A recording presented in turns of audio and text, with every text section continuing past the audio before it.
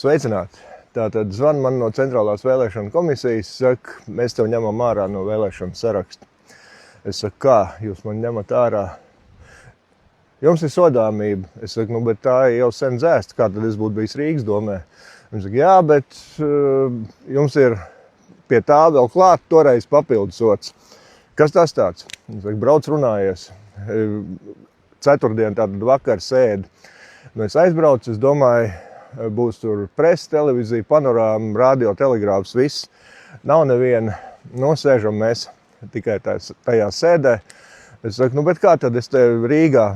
Un man atbild, viņi man saka, nu, tur ir nians, jo Rīgā pašvaldībās nevar kandidēt, ja tu esi tiesāts par vidēji smagiem noziegumiem, bet Saeimas vēlēšanās nevar kandidēt, ja tu esi tiesāts par ļoti sīkiem, bet tīšiem.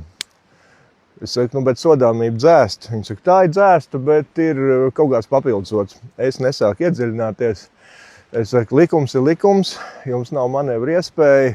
Es viņiem nesaku, ko jūs iedomājaties, vai jūs zināt, kas es esmu, tiksimies tiesā, man ir taisnība, likums nepareizs.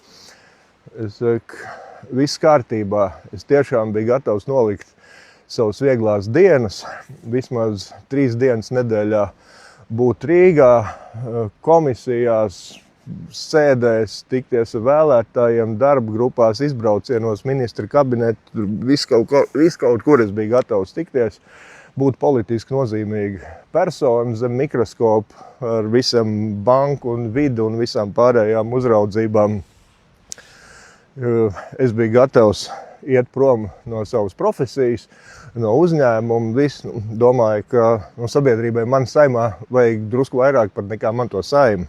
Bet nu labi, kā ir, tā ir. Twitterī rakstīja, redzi, karma. Bet es saku, jā, nevien karma, bet arī sargeņģelis nelaiž man tā kolka prom. Nu, un jā, līdz bija atnācis arī tiesas zinību profesors un bijušais ilgadējais Centrālās vēlēšana komisijas loceklis Ringolds Balods. Viņš saka, nu, tik radoši pieeja, es vēl nekad neesmu redzējis, un viņš tagad sāk kaut ko, un kā tad tā, un kas es saku, Ringoldi, tikai mieru, viss ir kārtībā. Tā tad tā vajadzēja, turpināšu strādāt Rīgas domē, turpināšu dzīvot kolkā, palīdzēt zvejniekiem, lībiešu kultūru atbalstīt, kā saka, vest savu pierasto dzīvesveidu. Un tā kā paldies jums par atbalstu, bet ir galvenā lieta – bonus track. Tā kā man zvanīja jau vicemēri daži un domas deputāti, Rīgas domas deputāti. Es viņiem saku, klausieties, bet ar lielu varbūtību mēs būsim tikuši vaļā no Brēmaņa un Stepaņenko pāra. Un tas vien ir milzīgs vinnests, par ko man būtu jācieš, ja es būtu ticis Saeimā. Viss, paldies!